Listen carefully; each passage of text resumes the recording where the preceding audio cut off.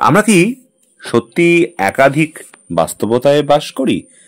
মানে concept of parallel universe কি সত্যি এক্সিস্ট করে?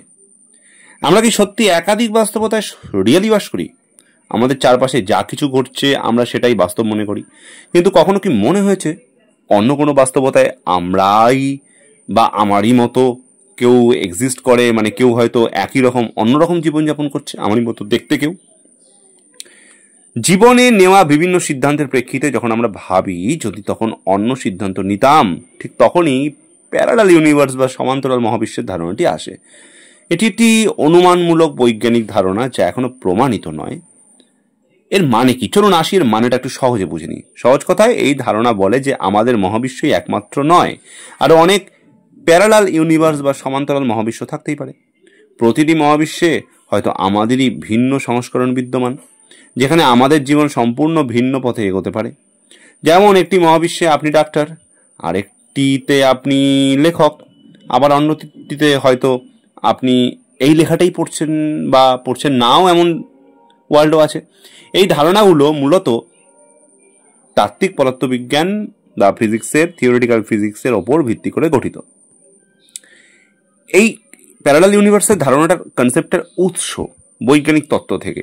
1 নম্বর তত্ত্ব মাল্টিভার্স থিওরি বা মাল্টিভার্স তত্ত্ব। কোয়ান্টাম ফিজিক্সের কিছু ব্যাখ্যা, বিশেষত বহু বিশ্ব ব্যাখ্যা, মেনি ওয়ার্ল্ডস ইন্টারপ্রিটেশন অনুযায়ী প্রতিটি সম্ভাব্য কোয়ান্টাম ইভেন্টের ফলে একটি নতুন মহাবিশ্বের সৃষ্টি হতে পারে।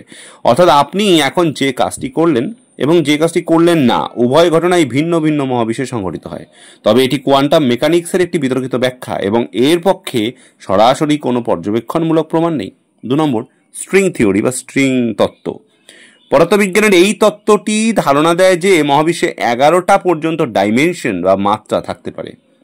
এই অতিরিক্ত ডাইমেনশনগুলোর মধ্যে অসংখ্য ভিন্ন বাস্তবতার, মানে প্যারালাল ইউনিভার্স যেটাকে বলছি, অস্তিত্ব থাকতে পারে, যা আমরা আমাদের পরিচিত 3D বা 3 ডাইমেনশনাল জগৎ, যেটা আমরা অ্যাকচুয়ালি বাস করি, সেইটার কথা বলছি, সেই জগতের মাধ্যমে অনুভব করতে পারি না। স্ট্রিং থিওরি এখনো একটা অনুমানমূলক তত্ত্ব এবং এর পক্ষে কোনো পরীক্ষামূলক প্রমাণ এখনো পাওয়া যায়নি। 3 নম্বর হচ্ছে cosmic inflation theory. Big bang, তারপর মহাবিশ্ব যে অত্যন্ত দ্রুত গতিতে ফুলে গিয়েছিল, মানে বেড়ে গিয়েছিল, প্রসারিত হয়েছে, সেই ধারণার উপর ভিত্তি করে কসমিক ইনফ্লেশন তত্ত্ব তৈরি হয়েছে। এই তত্ত্ব অনুযায়ী মহাবিশ্বের প্রসারণ বা বেড়ে যাওয়া এমনভাবে হতে পারে যে তার বাইরেও আরও অনেক মহাবিশ্ব তৈরি হয়ে যেতে পারে, যা আমাদের পর্যবেক্ষণের বাইরে। এই মহাবিশ্বগুলো একে অপরের থেকে বিচ্ছিন্ন হয়ে যেতে পারে। প্যারালাল ইউনিভার্সের ধারণার উৎস চলমান ঘটনা থেকে। আসা যাক সেই প্রসঙ্গে। বিজ্ঞানীরা কিছু অস্বাভাবিক ঘটনা লক্ষ্য করেছেন যা প্যারালাল ইউনিভার্সের এই ধারণাটা জন্ম দিয়েছে, তবে এগুলো এখনো কিন্তু নিশ্চিত প্রমাণিত নয়। 1 নম্বর LHC কণার অদ্ভুত আচরণ, CERN। লার্জ হ্যাড্রন কোলাইডারে, মানে LHC, কিছু কণা এমনভাবে আচরণ করছে যা প্রচলিত ফিজিক্সের নিয়ম দিয়ে সম্পূর্ণরূপে এক্সপ্লেন করা যাচ্ছে না। কিছু বিজ্ঞানী ধারণা করছেন এই ব্যতিক্রমী ফলাফল ওই প্যারালাল ইউনিভার্সের সম্ভাব্য ইঙ্গিত হতে পারে, তবে অধিকাংশ বিজ্ঞানী মনে করেন এটি পরিসংখ্যানগত ভুলও হতে পারে। যন্ত্রের সীমাবদ্ধতা অথবা নতুন কোনো পরিচিত পদার্থবিজ্ঞানের ধারণার ফল হতে পারে। এর দ্বারা প্যারালাল ইউনিভার্সের অস্তিত্ব কিন্তু তেমনভাবে প্রমাণ করা যায় না বা প্রমাণিত হয় না। 2 নম্বর নাসার অ্যানিটা এক্সপেরিমেন্ট ও অচেনা কণা। আসি সে প্রসঙ্গে। নাসার অ্যানিটা মানে অ্যান্টার্কটিক ইম্পালসিভ ট্রানজিশন অ্যান্টেনা। তো এটা কি? এই অ্যান্টার্কটিক ইম্পালসিভ ট্রানজিয়েন্ট অ্যান্টেনাটা কি? এটা নাসার ডিসকভারি, এটা নাসার আবিষ্কার। এদের এই অ্যানিটার গবেষণায় কিছু রহস্যময় কণা পৃথিবীর ভেতর দিয়ে এসে উপরের দিকে বেরিয়ে আসার ঘটনা দেখা গেছে, যা প্রচলিত ফিজিক্সের নিয়মকে উল্লঙ্ঘন করে। কিছু বিজ্ঞানী এই ঘটনাকে সমান্তরাল মহাবিশ্ব বা টাইম রিভার্স ইউনিভার্সের সম্ভাব্য ইঙ্গিত হিসেবে এক্সপ্লেন করেছেন, তবে এই ব্যাখ্যাগুলো পুরোটাই কিন্তু অনুমানমূলক। অধিকাংশ বিজ্ঞানী মনে করেন এটি যন্ত্রগত ত্রুটি, পরিবেশগত কারণ অথবা এখনো অজানা কোনো ধরনের কোনো একটা কণার মিথস্ক্রিয়ার ফল হতে পারে। একটি রহস্যময় ঘটনায় এবার আসা যাক। টাউরেড ম্যান।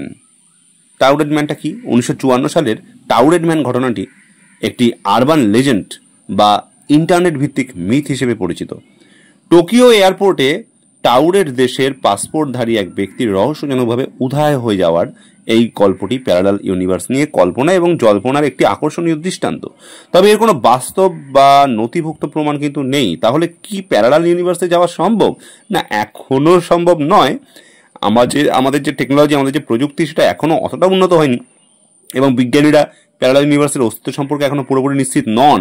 যদিও বিজ্ঞানীরা ধারণা করেন যে ভবিষ্যতে হয়তো ওয়ার্ম হোল বা টাইম স্পেস ভাঁজ করে এক মহাবিশ্ব থেকে অন্য মহাবিশ্বে যাওয়ার উপায় বের হতে পারে। তবে এগুলো সবই এখন অবধি তাত্ত্বিক ধারণা। কেন বিজ্ঞানীরা নিশ্চিত নন? 1 নম্বর, পর্যবেক্ষণ অসম্ভব। আলোর গতি সীমাবদ্ধতার কারণে অন্য মহাবিশ্বগুলো আমাদের পর্যবেক্ষণের বাইরে থাকতে পারে, যদি তারা সত্যিই বিদ্যমান থাকে। 2 নম্বর, চূড়ান্ত প্রমাণ নেই। এলআইসি বা নাসার ফলাফলগুলো শুধুমাত্র সম্ভাব্য ইঙ্গিত দেয়, কিন্তু এগুলি প্যারালাল ইউনিভার্সের অস্তিত্বের চূড়ান্ত প্রমাণ হিসেবে বিবেচিত হয় না। এই পর্যবেক্ষণগুলোর অন্যান্য প্রচলিত বৈজ্ঞানিক ব্যাখ্যাও থাকতে পারে। 3 নম্বর, তত্ত্বের জটিলতা। কোয়ান্টাম বলবিজ্ঞান এবং আপেক্ষিকতার তত্ত্ব এখনো সম্পূর্ণরূপে একীভূত হয়নি, যা মাল্টিভার্স ধারণাকে আরও জটিল করে তোলে। প্যারালাল ইউনিভার্স বিজ্ঞানকে দর্শনের দোরগোড়ায় নিয়ে গেছে, যেখানে প্রমাণের অভাবে এটি এখনও কল্পনা রাজ্যেই রয়েছে। পদার্থবিদ্যা বিশেষজ্ঞ এরকমই বলছেন। এই ধারণা আমাদের চিন্তার জগৎকে প্রসারিত করে, যদিও এটি এখনও একটি তত্ত্বই।